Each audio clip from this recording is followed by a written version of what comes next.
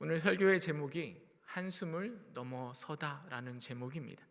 그럼 한숨이라는 것이요, 걱정과 근심 속에서 내뱉는 깊은 호흡을 우리는 한숨이라고 합니다. 사실 이 설교를 준비하면서 제 마음속에 한숨이 계속 쉬어졌습니다. 왜냐하면 제가 코로나가 걸린 지 한 4주 정도 됐거든요. 그런데 후유증으로 기침이 계속 나오는 거예요. 그런데 이 기침하면서 설교를 해야 된다라는 그런 마음속에 걱정과 근심이 되면서 한숨이 자꾸 나오더라고요. 여러분, 설교하다가 기침이 나오거든 조금만 양해해 주시기 바랍니다. 이처럼 우리가 한숨을 쉴 때요, 우리 안에 있는 그 한숨의 깊이는 우리 안에 있는 걱정이나 근심의 깊이를 잘 보여주는 것입니다. 2023년 새해가 시작된 지 벌써 4일이 지났습니다. 여러분들의 삶 속에는 무엇으로 채우고 있고 어떤 것을 느끼고 계십니까?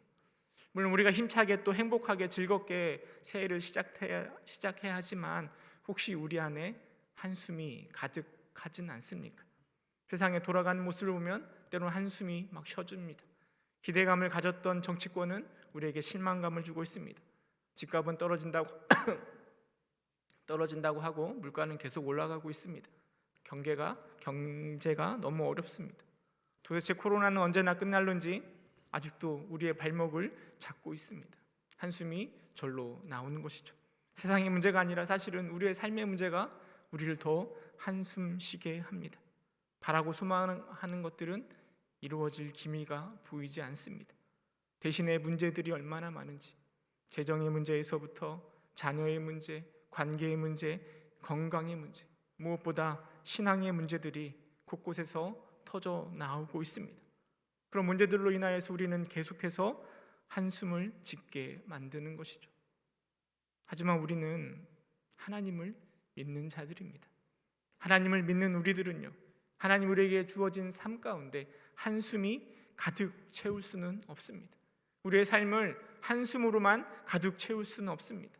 왜냐하면 그 한숨이 우리의 삶을 망가뜨릴 수 있기 때문입니다. 한숨 속에서 계속 살아가다 보면 어쩌면 고통이 우리의 주님이 될 수 있습니다. 어쩌면 염려가 우리의 인도자가 될지도 모릅니다. 그러기에 우리는 이 한숨을 넘어서야 하는 거죠. 그래서 고통이나 염려가 우리의 삶을 인도하지 못하도록 오직 우리 주님께서, 우리 하나님께서 하나님의 크신 계획 가운데 우리의 삶을 인도하도록 해야 하는 것입니다. 그래서 우리는 반드시 이 고통과 근심과 염려의 한숨을 넘어서야 되는 것이죠. 그런데 한숨에는 또 다른 의미를 가지고 있습니다. 우리가 얘기할 때 어젯밤에 한숨도 못 잤어 라고 할 때요, 그 한숨은 걱정과 근심을 말하는 것이 아니라 잠깐의 휴식이나 그 쉼을 말하는 것입니다. 피곤한 데 가서 한숨 쉬어, 한숨 자라고 이야기하면은요, 그것은 한숨을 통해서 평안을 누리라라는 것이죠. 같은 한숨이라는 단어이지만 어떤 때는 걱정과 근심의 한숨이 되기도 하고요, 또 때로는 쉼이나 평안을 의미하는 한숨이 되기도 하는 것이죠. 제가 설교를 준비하면서요, 어쩌면 이 걱정과 근심의 한숨, 그리고 평안과 쉼의 한숨은 동전의 양면과 같은 것은 아닐까 생각해 보았습니다. 이것은 아주 많이 다른 것이 아니라 정말 종이 한 장 차이로 그게 같이 비슷한 모습으로 나타난다라는 생각이 듭니다. 단지 우리가 어떻게 인식하고 우리가 어떻게 고백하느냐에 따라서 그 모습이 변화되고 바뀌는 것은 아닌가 하는 생각들을 해보게 되었습니다. 특별히 오늘은 시편 3편의 말씀을 묵상하면서요, 걱정과 근심의 한숨을 평안과 쉼의 한숨으로 바꾸어버린 다윗의 모습을 살펴보기를 원합니다. 어떻게 하면 근심과 걱정의 한숨을 넘어서서 평안과 쉼의 한숨으로 나아갔는지 다윗의 그 고백들을 살펴보면서 함께 은혜를 나누어 보고자 합니다. 우리가 읽은 다윗의 시 3편의 표제로 이렇게 기록되어 있습니다. 다윗이 그의 아들 압살롬을 피할 때 지은 시라고 되어 있습니다. 여러분, 그의 아들 압살롬을 피할 때 다윗의 마음, 그 심정이 어떠했을까요? 다윗의 일생을 생각해 보면 우여곡절이 정말 많지 않았습니까? 사무엘에게 기름 부음을 받고 또 골리앗과 싸워 이겼을 때만 해도요, 이 나라에서 큰 일을 감당할 기대감이 다윗에게 있었을 것입니다. 하지만 사울 왕의 추적을 피해서 20여 년을 광야에서 도망쳐야 할 때, 블레셋으로 망명을 떠나 살아갈 때는 그는 정말 절망 가운데 있었을 것입니다. 하지만 하나님은 다윗을 쓰셨습니다. 사울이 죽고 유다 지파의 왕이 되었다가 나이 40세에 이스라엘의 왕으로 세우셨습니다. 그리고 다윗의 나라가 크게 부흥하였습니다. 강대국으로 주변에서 호령하는 나라의 왕이 되었습니다. 모든 것이 하나님의 은혜이고 다윗은 인생 역전을 맛보았습니다. 하지만 다윗이 그의 아들 압살롬과의 관계가 어긋나기 시작했습니다. 저는 개인적으로 그 이유가 다윗이 우리아의 아내를 범한 죄 때문에 발생한 결과라 생각되어집니다. 이유야 어찌 되었든 간에요, 그렇게 세상을 호령하던 다윗이 이제는 그의 아들 압살롬의 반역으로 인해서 자신이 살던 왕궁에서 정신없이 피해 도망치는 신세가 되었습니다. 외부의 적이 아니라 자신이 사랑하는 아들을 피해 도망쳐야만 했던 그 다윗의 모습, 그 고통이 얼마나 컸을까요? 아마 그의 인생 가운데 가장 큰 시련이었을 것입니다. 도망치는 걸음걸음마다 한숨 소리가 가득하였을 것입니다. 그런 자신의 모습을 보면서 1절 2절에 다윗은 이렇게 고백하고 있습니다. 여호와여, 나의 대적이 어찌 그리 많은지요. 일어나 나를 치는 자가 많으니이다. 많은 사람이 나를 대적하여 말하기를 그는 하나님께 구원을 받지 못한다 하나이다. 이게 다윗의 심정입니다. 이미 이스라엘 백성들 중에요, 많은 사람이 다윗에게 등을 돌렸습니다. 그의 아들 압살롬 편에 서고 있습니다. 대세는 다윗이 아니라 압살롬입니다. 이제는 다윗에게 소망이 없습니다. 하나님의 은혜로 그 부강한 나라를 만들었지만 지금은 하나님이 그를 지키시지도 구원해 주시지도 못할 것이다 라고 대적들이 말하고 있습니다. 얼마나 절망적이었을까요? 이런 다윗의 마음을 잘 표현해 주는 성경 구절이 사무엘하 15장 30절 말씀입니다. 다윗이 감람산 길로 올라갈 때, 감람산이요, 이 예루살렘의 동편에 기드론 골짜기를 지나면 감람산으로 연결됩니다. 왕궁을 떠나서 속히 압살롬을 피해 도망치고 있는 다윗의 그 상황을 이야기하고 있습니다. 그가 가리고 맨발로 울며 올라가고 있습니다. 자기 머리를 가리고 있고 맨발로 울며 올라가고 있습니다. 함께 가는 백성들도 마찬가지로 그렇게 하고 있다라고 15장 30절은 말해주고 있습니다. 머리를 가리우고 맨발로 울며 올라가는 그 다윗의 모습은요, 그 상황이 얼마나 수치스럽고 얼마나 참담한가를 잘 보여주고 있습니다. 물론 다윗이 살아온 인생은 너무나 위대하고 은혜가 넘치는 삶이지만 지금 자신이 쌓아놓은 나라를 빼앗기게 생겼고요, 자신이 사랑하는 아들에 의해서 목숨이 위태로운 그 사실은 어쩌면 한숨을 넘어서요, 눈물이 앞을 가리는 상황이라 말할 수 있을 것입니다.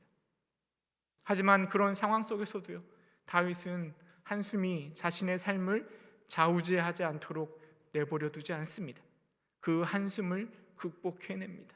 저는 그 고백이 바로 시편 3편의 말씀이라 생각되어지고, 이 시편 3편의 말씀을 통해서 그 한숨을 넘어서는 비결을 생각해 보고자 합니다.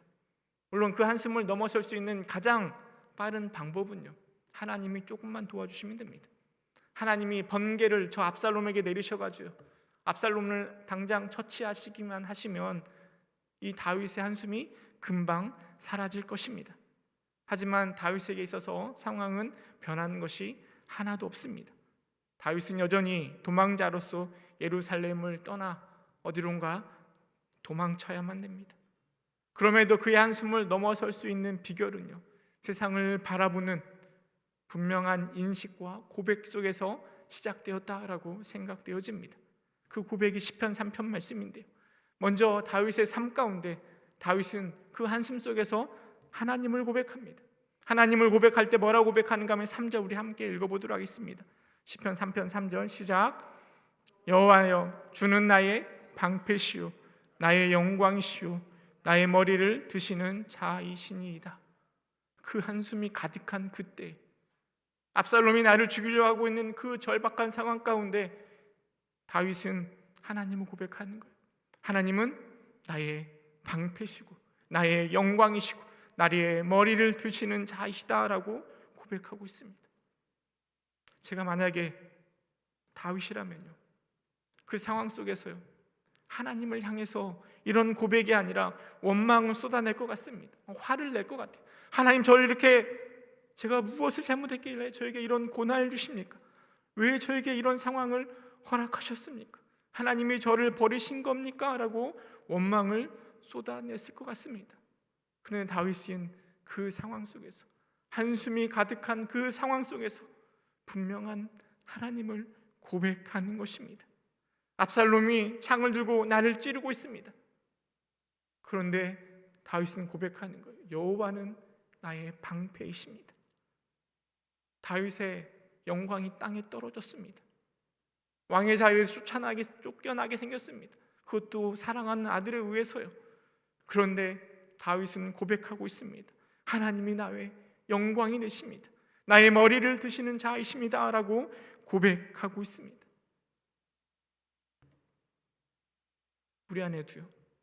우리 아내도 재정의 문제가 혹시 창이 되어서 나를 찌르고 있지는 않습니까? 나를 힘들게 하고 있지는 않습니까? 건강의 문제가 창이 되어서 나를 괴롭히고 있지는 않습니까? 여러분, 그렇다면 고백하시기 바랍니다. 우리 하나님은 그 어떤 창도 막아낼 수 있는 나의 방패가 되십니다.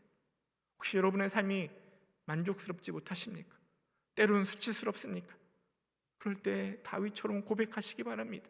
나를 푸른 초장으로 인도하실 하나님은 나의 영광이 되십니다.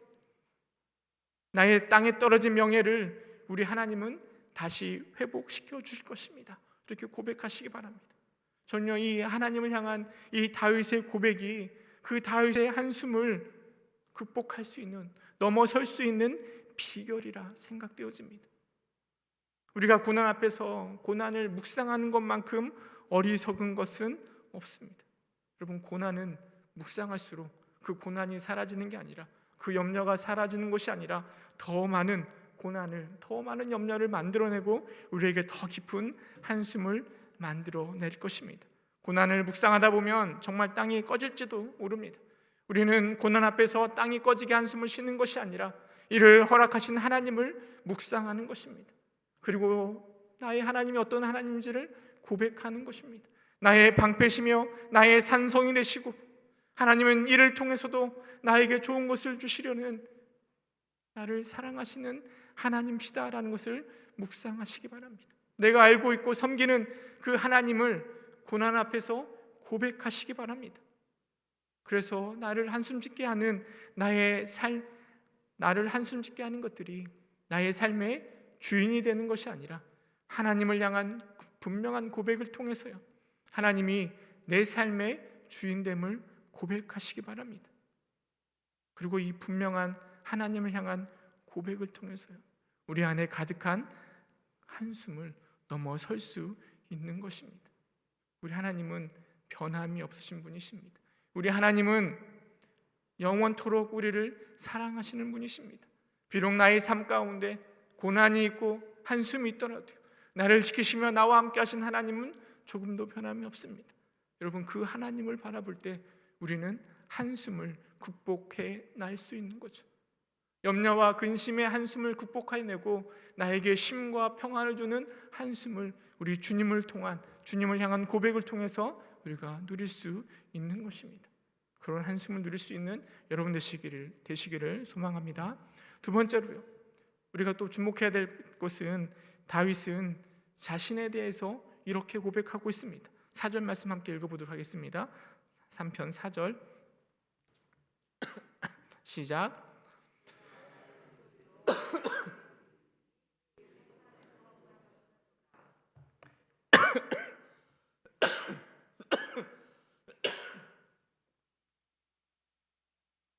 물론 이 말씀은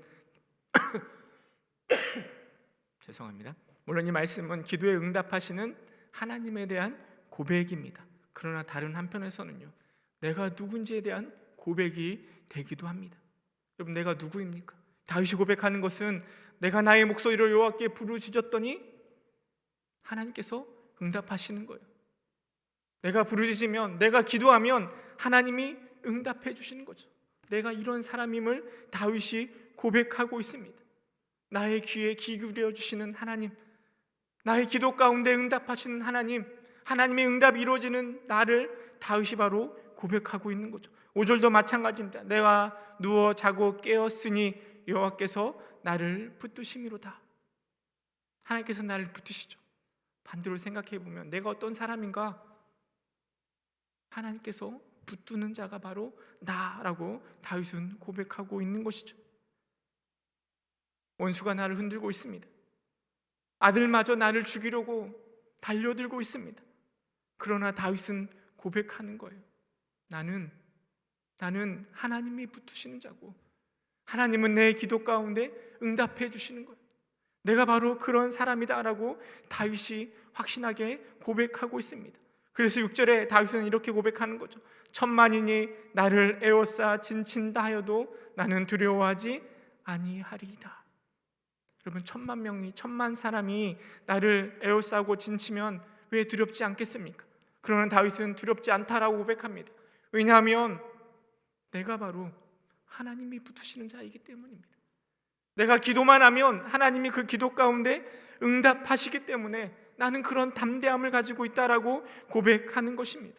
여러분, 다윗이 자신에 대한 이런 고백들이 그 한숨을 뛰어넘게 하는 전 비결이라 생각되어집니다.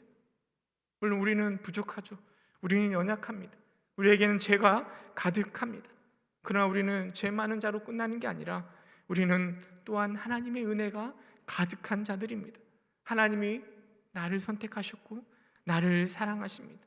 나를 하나님의 자녀로 천국의 백성으로 삼아 주셨습니다. 여러분, 그런 나를 과소평가하지 말아야 됩니다. 물론 우리는 하나님 앞에서 그 큰 은혜 앞에서 늘 겸손해야 됩니다. 사랑받을 자격이 없는 자를 사랑하시니 그 은혜가 얼마나 큰지 우리는 감당할 수도 없기에 그 앞에서 겸손해야 됩니다. 그러나 그렇다고 해서 우리 스스로를 하찮은 존재로 무시해서는 안 될 것입니다. 다윗이 압살롬이 자기를 죽이려고 막 쫓아왔을 때요, 스스로 나 이렇게 되는 일이 하나도 없을까? 나는 이것밖에 안 되는구나. 아니, 어떻게 자식이 나를 죽이려 할까? 이렇게 자신에 대해서 형편없는 사람으로 생각했다라면 그는 결코 한숨을 넘어설 수 없었을 것입니다. 비록 상황은 어렵다 하더라도 다윗은 스스로 고백하는 겁니다. 하나님이 나의 기도 가운데 응답해 주시는 분이시고, 나는 하나님이 붙들고 계신 자이고, 그러기에 나는 천만인이 에워싸도 전혀 두렵지 않다라고 고백하는 자신에 대한 그 태도, 그 이해, 그 고백이 바로 그 한숨을 뛰어넘을 수 있게 하는 것이죠. 여러분, 그리고 그 다윗에게 임했던 은혜가요, 우리에게도 동일하게 임하고 있습니다. 하나님은 다윗의 기도에만 응답하시는 것이 아니라 우리의 기도에도 응답하시는 하나님이십니다. 다윗을 붙드셨던 하나님이요, 우리도 붙들고 계십니다. 다윗은 보지 못했지만 우리는 십자가의 보혈의 능력을 알고 있습니다. 어쩌면 우리가 다윗보다 더 큰 하나님의 은혜를 누렸는지도 모르겠습니다. 그러니 우리는 우리 스스로에게 대한 자부심이 있어야 됩니다. 그리고 그 자부심 속에서요, 한숨이 올 때마다 내 스스로에게 고백하시기 바랍니다. 나는 하나님의 자녀이고, 나는 하나님의 사랑을 받고 있고, 그리스도의 보혈의 능력이 나를 지키고 있고, 하나님이 내가 흔들릴 때마다 나를 붙들어 주시는 자이다 라고 고백할 때, 내가 사망의 음침한 골짜기를 지난다 할지라도 나를 지켜주실 것이야 라는 그 자부심을 가지고 있을 때, 우리는 우리 가운데 다가오는 걱정과 근심을 뛰어넘어, 그 한숨을 뛰어넘어 쉼과 평안을 누릴 수 있는 한숨을 누리게 될 것입니다. 물론 그 자부심이요, 우리로 하여금 예수님 당시의 바리새인처럼 교만으로 넘어가서는 안 될 것입니다. 분명히 겸손함으로 나아가야 될 것입니다. 하나님 은혜를 받은 자로 겸손히 누려야 합니다. 그러나 우리의 상황과 형편, 그리고 우리에게 다가오는 고난과 한숨 속에서 우리는 나에 대한 분명한 인식과 고백을 통해서 한숨을 넘어서야 하는 것이죠. 세상이 무너져도요, 솟아날 구멍은 우리에게 있습니다. 그것은 바로 하나님 때문에 가능한 거죠.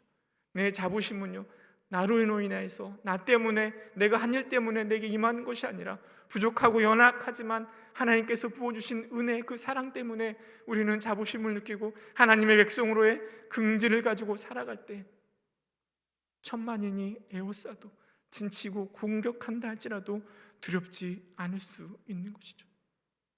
지금 여러분의 입술 가운데 한숨이 가득합니까? 그럴 때 내가 누구인지를 다시금 기억하시기 바랍니다. 나를 향한 분명한 고백을 통해서 그 한숨들을 넘어설 수 있습니다.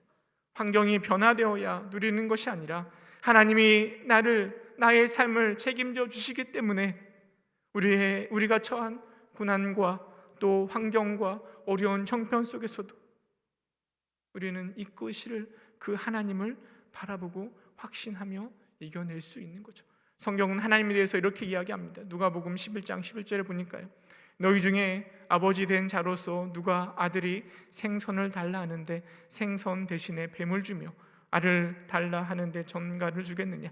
너희가 악할지라도 좋은 것을 자식에게 줄 알거든 하물며 너희 하늘 아버지께서 구하는 자에게 성령을 주시지 않겠느냐라고 예수님께서 말씀하십니다. 여러분, 이런 분명한 고백들, 하나님을 향한 분명한 고백과 나 자신을 향한 분명한 고백이 우리의 한숨을 넘어서게 만드는 것입니다. 말씀을 맺도록 하겠습니다. 한숨이 가득한 다윗의 삶 속에서 다윗은 하나님이 누구인지를 분명하게 고백하고 있고요, 그리고 자신에 대한 분명한 고백 이후에 다윗이 이렇게 고백합니다. 우리 7절 8절 시편 3편 7절 8절 함께 읽어보도록 하겠습니다. 시작. 여호와여,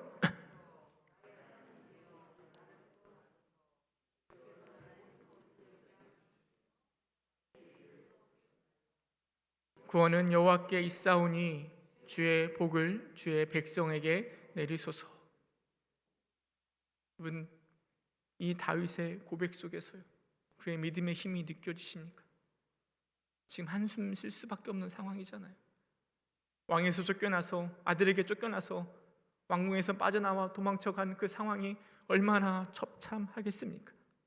한숨이 가득한 자리임에도 불구하고 다윗은 저렇게 고백하고 있습니다.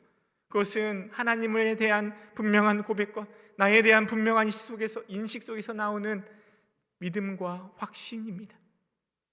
그리고 저런 다윗의 고백 가운데 한숨이, 걱정과 근심의 한숨이 평안과 쉼을 누리는 한숨으로 변화된 것입니다. 2023년 올 한 해 동안요, 우리를 한숨 짓게 하는 많은 일들이 우리 가운데 일어날 수 있습니다. 그러나 우리가 만나는 한숨은요, 다윗이 만났던 한숨과는 비교조차 할 수 없을 것입니다. 자신이 쌓은 그 왕권이 하루아침에 무너지고 자신이 사랑하는 아들에 의해서 죽음의 위협을 받고 있는 그 상황들이 누구에게 찾아오고 있습니까? 다윗은요, 그 어려운 상황 속에서 하나님을 고백하고 나를 고백함으로 그 한숨을 뛰어넘었습니다. 그렇다면 우리도 다윗처럼 그 한숨을 뛰어넘을 수 있습니다. 여러분, 하나님이 누구인지 그 걱정과 염려 앞에서 분명하게 고백하시기 바랍니다. 나의 방패시고 나의 영광이시고 나의 벌이를 드시는 하나님을 바라볼 때요, 우리는 그 한숨을 뛰어넘을 수 있습니다. 뿐만 아니라 한숨 앞에서 내가 누구인지를 다시금 고백하시기 바랍니다. 우리는 하나님의 자녀입니다. 우리는 하나님 천국의 백성입니다. 하나님이 나를 붙드시고 계십니다. 나를 지켜주실 것입니다. 한숨 지을 수 없는 그 상황 속에서 거기에 함몰되는 것이 아니라 나를 이끄시는 하나님을 바라보며 그 한숨을 뛰어넘는 것입니다. 그리고 우리는 다윗처럼 고백할 수 있습니다. 여호와여, 일어나소서, 나를 구원하소서, 주의 복을 주의 백성에게 내리소서. 이렇게 고백할 때 우리의 걱정과 근심의 깊은 한숨을 뛰어넘어 평안과 쉼의 한숨을 누릴 수 있을 것입니다.